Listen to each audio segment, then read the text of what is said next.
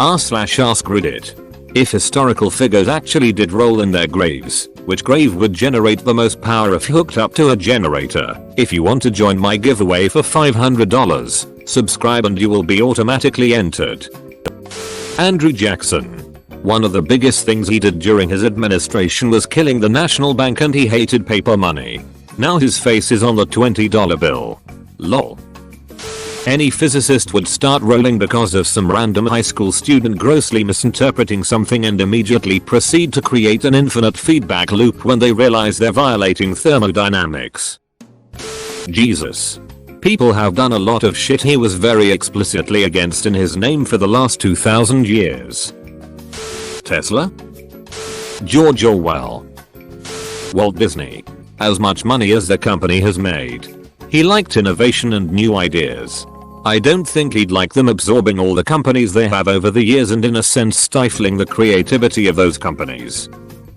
I'd go with Abraham Lincoln or Albert Einstein due to the Facebook quotes. Ataturk. Jesus Christ. Although if you accept the story, he isn't actually in his grave anymore.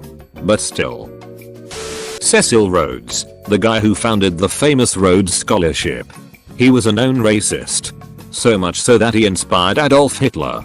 He set up the Rhodes Scholarship exclusively for men from the UK, white colonies, and Germany. Now, the people who administer the scholarship give it to women and people of all races. And it's become quite diverse. Safe to say he'd roll almost every time a scholarship was given out. Karl Marx. Vladimir Lenin. The most energy output would be when the Soviet Union collapsed. He would make Chernobyl look like a hand grenade. Probably Julius Caesar. By the time he was killed he virtually saw himself as a god. And others saw him that way too. To know he is now best known by his assassination. And for some final words made up by some Shakespeare fella. He'd probably be pretty disappointed. Oh. And also knowing his mighty Roman Empire capitulated. Mozart.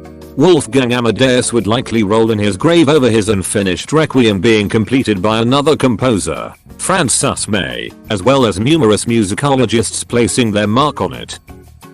George Washington. Turned down an opportunity to be king. Also, warned of foreign entanglements. The guy who invented vaccines every time Karen talks about how her essential oils are better than vaccines.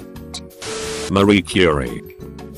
Einstein. Every time someone sets him as an example that you don't have to get good grades to be intelligent.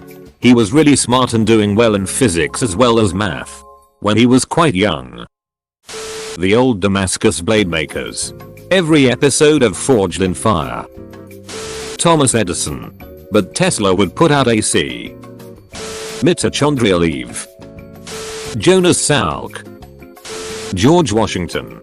Every time the word Democratic, Democrat or Republican was uttered he'd scream about political parties. Mozart. Because he is decomposing. And that boy's name? Albert Einstein. Mr. Rogers and Bob Ross. Mostly because people aren't very nice to each other. The founding fathers of the Constitution. MLK. President John F. Kennedy. Ask not what your country can do for you but what can you do for your country. Steve Jobs. Apple is absolutely uninspired without him. Shakespeare. Since his plays are being ruined by movies. Although since Shakespeare was possibly kind of weird he may like the weird versions of his plays that directors have came up with. Andrew Jackson is a pretty good one. They banned dueling. The gold standard is gone. They put me on the stupid inflation-prone paper currency. They keep printing more of it. Wait, why are they fighting in foreign wars? They are the aggressor? Mitch Hedberg. After he died, his family set up a golf tournament, which he hated, as a charity against drugs, which he loved. Luis de Camões. He was a Portuguese poet from the 1500s. And he's still considered the greatest Portuguese writer of all time. Therefore we study him in school and pretty much all Portuguese people know him as a reference to Portuguese literature. We say that he rolls in the coffin every time one of us assassinates the Portuguese grammar. Since Portuguese grammar has a lot of little details. A lot of Portuguese people fail to say write some words as they should be said written. So this is a pretty common thing to happen.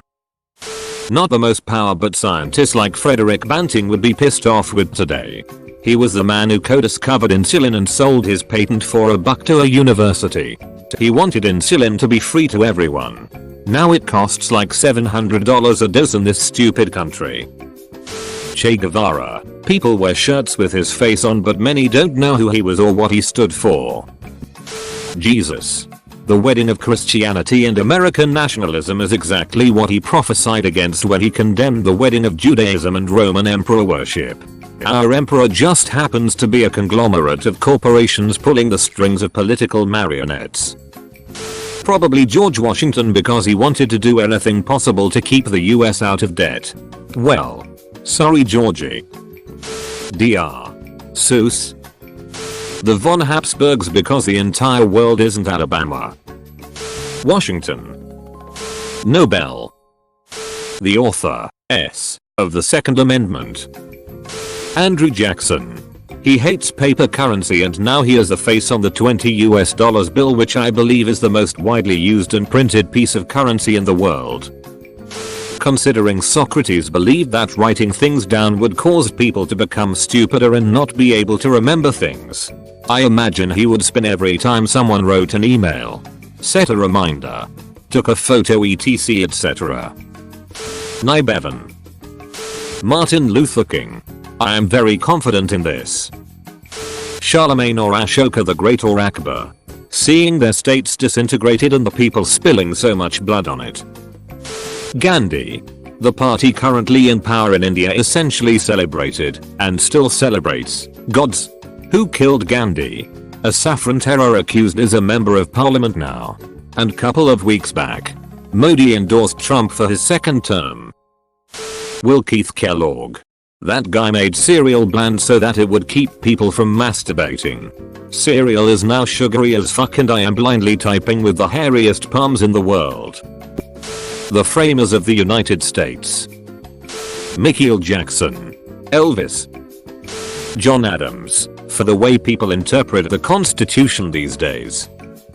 Any Redditors at all who saw this exact same post word for word over a year ago, sorry for format, I'm mobile. https://www.reddit.com/r/slash/ask/reddit/com/7x2sbj/IF_historical_figures_id_score/actually_did_all_share/question mark UTM_/. Nikola Tesla.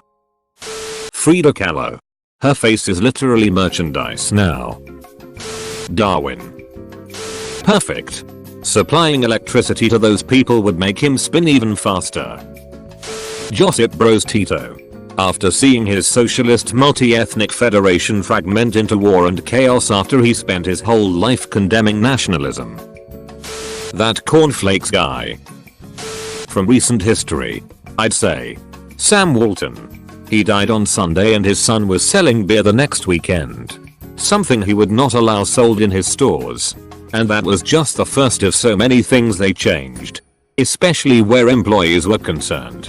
What Wolfart became and what he wanted it to be are so different.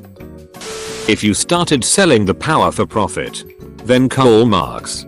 It would create a positive feedback loop where the faster he spins, the more electricity you make and sell. Which makes him spin even faster. Steven Hillenburg. His creation, SpongeBob, is being driven into the ground by Nickelodeon. Especially after they approved a spin-off of the show weeks after his death. Hillenburg didn't want the show to have a spin-off. George Orwell. Easily. Between the NSA spying programs, the authoritarians in power in the US, Brazil, Venezuela, Ecuador, China, Russian, NK, and elsewhere. Orwell's prophecies come true in all the wrong ways. President Taft. Because he was a fatus. If Islam really is meant to be peaceful, then I would say that the past 20 years in particular would cause its own gravity field around Mohammed. Hitler. He was against so many things that are normal now. He would be furious. I want to say Shakespeare. Every time someone unironically compares themselves their relationship to Romeo and Juliet. J. Edgar Hoover. He kept getting his wiretaps and espionage activities shut down for breaking the law. But now Alexa and Hey Google are spying on everyone in ways he could never have dreamed of, and people are paying for the privilege of being monitored. He's simultaneously spinning in his grave and purpose make at the thought. Like and subscribe if you want to.